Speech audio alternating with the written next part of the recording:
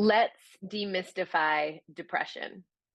So, my name is Rachel Kaplan. I'm a psychotherapist. I've been in practice for almost 2 decades. And for most people, when they use the word depression, they think of sadness. But the truth is, my experience and that of working for years with hundreds of people is that depression is usually best used to describe a layer of numbness and disconnection.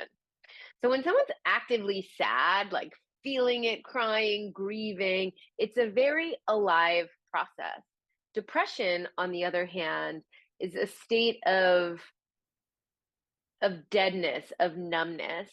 And it's usually the best we can come up with when we're in that phase, right? We are usually so afraid of pain, whether it be grief or anxiety, fear, shame, that we'd rather just kind of stay just above the surface of our feelings. But what happens, and you may know this from your own experience, is slowly joy and any kind of access to any feeling will leave your system. And before you know it, you just feel like a dead zombie and probably doing a lot of scrolling or watching or eating or medicating with drugs and alcohol. So I want to just give you a few quick tips for how to understand depression and how to look at what I would say the alternative is, which is aliveness. And then I'm also letting you know that I'm doing a big deep dive, kind of thorough 3-hour workshop on it coming up, and it will be available as an evergreen workshop, even if you can't be there live. So here are a few tips for you. The first is that if you are wondering if you're depressed, there are two really helpful places to look. One is to look at if you have an increase in numbing behaviors and to really track what they are. So if you're doing more binge eating, more drinking, more Netflixing, more internet dating, to track that change and get curious what that's a reflection of. And the other is that you might be noticing less joy, less fulfillment in things that would generally bring you happiness. So it might mean that you do the same things, but you don't feel the same feelings. Those would both be clues that something's going on.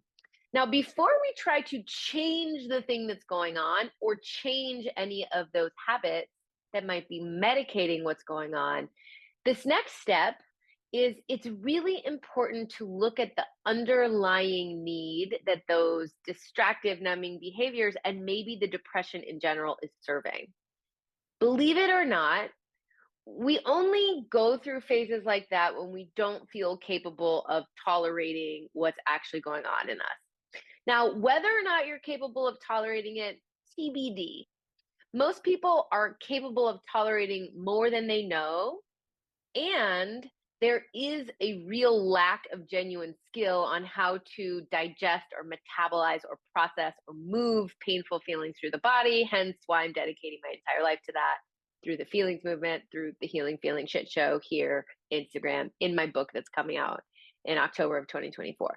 So you are probably able to deal with it more than you think you are. And yeah, you probably need some tips on how to deal with it. But the first thing that I really want to slow down with you about is that if you skip the stage of honoring your emotional coping strategy, you won't actually be able to find a more adaptive coping strategy. So what do? What does this look like in practice? It would look like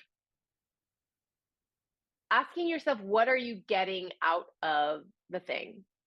And of course, you're getting numbness and distraction, but what else? Are you getting a hit of validation? Are you getting a fantasy world to live in? So when you look at what is the positive thing I'm trying to get here, it can give you a flavor of the type of wound that might be underneath. So, if you're getting validation, let's say through social media or through dating matches, is that a sign that you're feeling disconnected and lonely? And if it's a sign that you're feeling disconnected and lonely, those are really valid feelings. Those are really valid challenges to face. And so you, of course, are doing your best job to find connection and validation through these means that you are willing to. So but are they really working? And that's where you get to start to strategize about if you're lonely, if you're disconnected, are there better ways to find connection? And to look at, is there, a reason that you're not putting yourself in those better ways? Is it like that you're feeling insecure about yourself, and so you don't want to go out into the world, or you don't want to call your friends back? Are you feeling ashamed that you're in a hard place right now, and so you're in a spiral? So once you can see, like, okay, I want to feel connected and not make that wrong. Social media is giving me a way to feel connected. um, it's also making me feel empty inside. So, what would I need to do? What step do I need to take so that I'd be willing to pick up the phone and call someone? Or so I'd be willing to put myself into like a meetup group and try to make friends? And then that's what you can focus on. What do I need to do to find a more adaptive way to meet the underlying challenge or need? Okay. And you can do that with anything, but you really want to start by honoring that that is your best strategy and attempt to get blank. And then you can look at what's the better way. And then I'll just give you a quick tip, which is that basically, as much as we think our feelings of pain are going to kill us, and I happen to know that very clearly in this moment, I'm going through a really hard moment. And it's really compelling to be like, oh my God, this is the worst.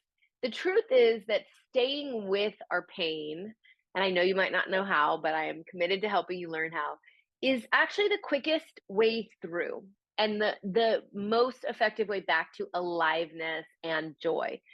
Because a stagnant depression where we're not willing to be with our pain can last kind of infinitely. But when's the last time you cried for more than a couple minutes, right?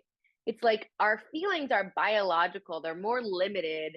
They're more like something that once they're allowed, they'll come up, they'll go through a wave, and they'll crash or surrender. And so it's short lived, and it actually changes our energetic, hormonal, biological state. That's kind of their purpose, is like feeling our feelings is a way to regulate and maintain emotional homeostasis in this crazy thing called human life. So a lot of what you're going to get in the workshop is very specific tips and tricks for how to deal with things like anger, sadness, grief, shame. But then we're going to do a lot of other kind of scaffolding around just the whole journey of moving from depression to aliveness. I hope you'll join me, and all of the information is below in the comments, and you're welcome to DM me if you have questions, or email me. But I hope I'll see you there, and let's find a journey, find a way out of depression back to aliveness.